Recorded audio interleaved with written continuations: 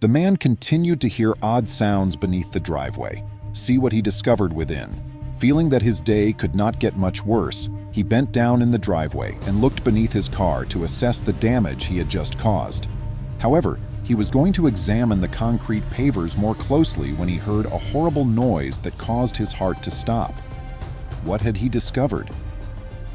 Welcome to USA Stories channel.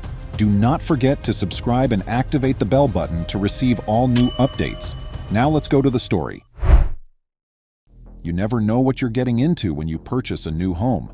However, Simon Marks, 37, was unable to resist when he saw a property in Luton, England at an extremely low cost. The move has already begun, and the documentation has been swiftly signed.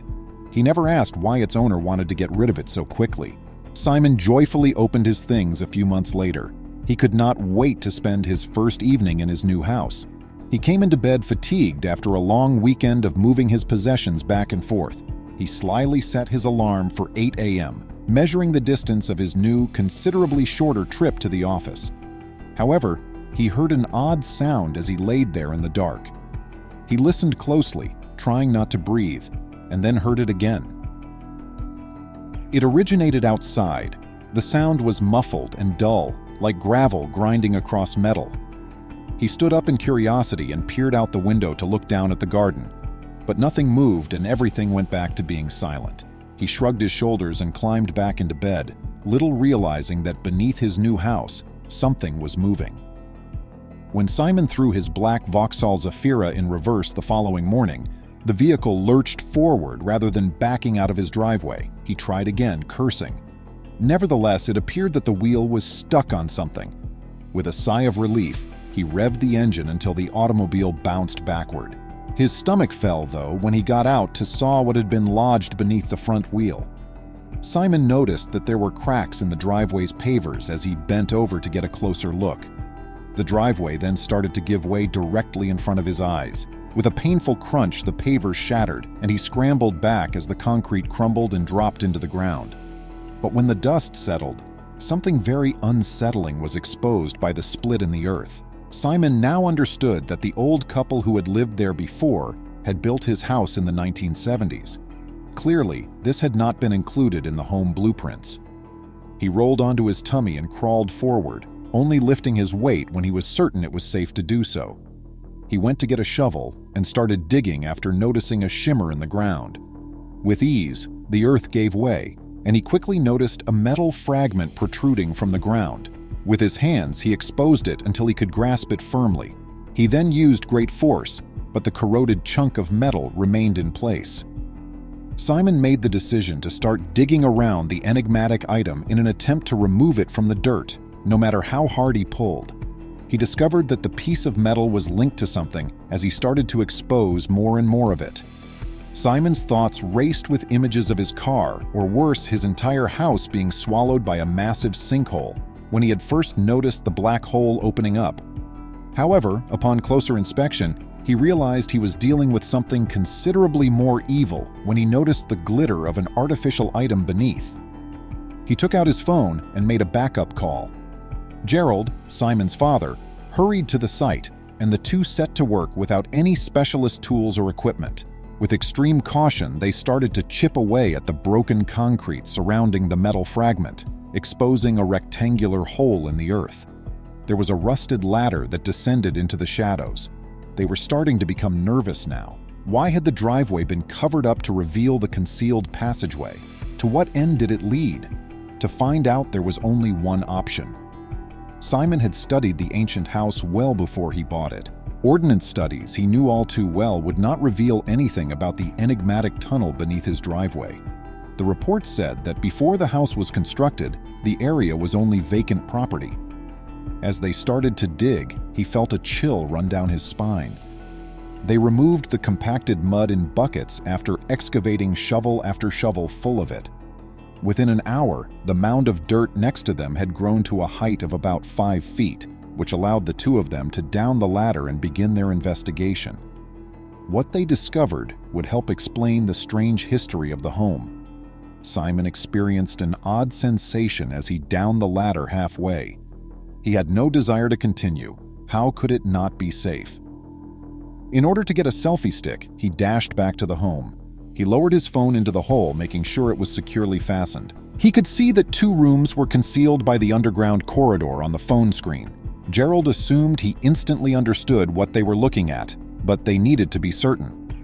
Although the site had been utilized for something else long before the mansion was erected there, Simon had paid almost $500,000 for the property in question. The previous owner of the house was an old man, and he had sold it to Simon without disclosing to him what was underground. The previous night, he had heard the noises of the ground finally breaking way beneath the driveway and collapsing into the hidden chamber.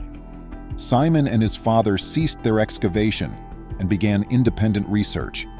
Things rapidly became clear as they looked up the plot number. This piece of property had been vacant before the previous owners of the home, but Gerald immediately brought up the fact that it was strategically located in the town.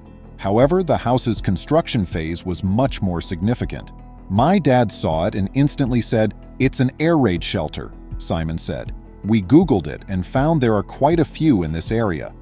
Simon discovered via his investigation that the shelter was constructed during the Second World War.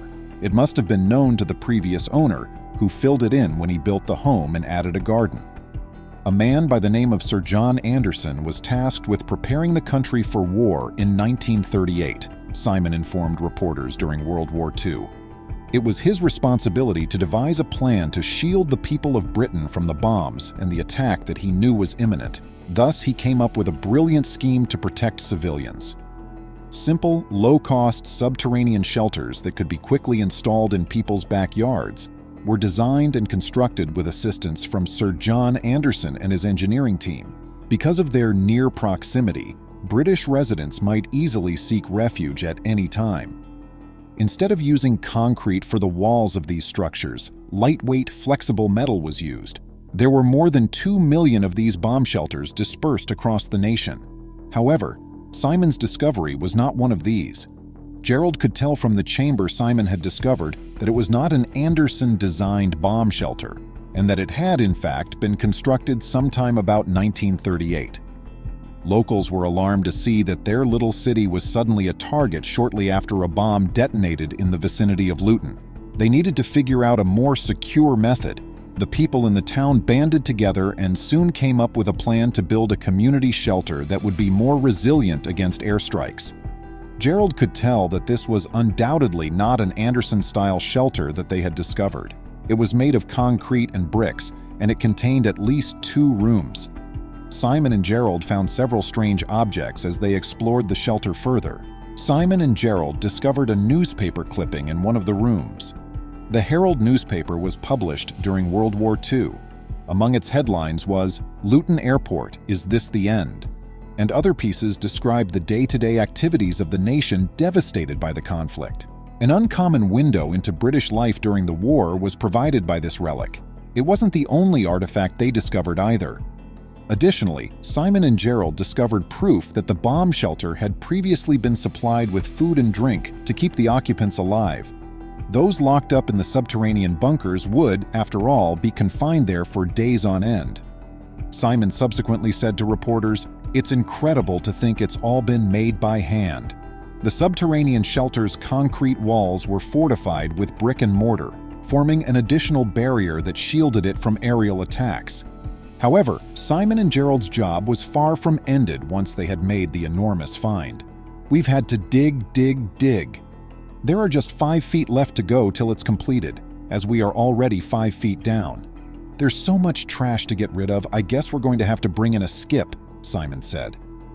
The two then came upon something else. A wall had been sealed with bricks. "We don't know, but I'm 90% positive we won't locate any more rooms. When the home was erected, they could have bricked up a wall to create room for the foundations," Simon told reporters. "If that's the case, we'll just have to leave it," he stated. But the finding didn't take long to become widely known. News reporters and neighbors started to pour into Simon and his father's front driveway as they dug farther, eager to see the incredible and momentous find. However, Simon found the attention he was getting to be of little concern. His worries were elsewhere. For fame, he did not dig up his driveway for hours on end. Though not for fame, Simon believed that sharing his discoveries with the world was crucial. owes the rich history of the nation something. He wanted for this historical moment to live on.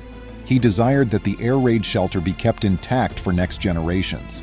When the shelter is fully emptied, what does he intend to do? Simon intends to maintain and repair the shelter with his father.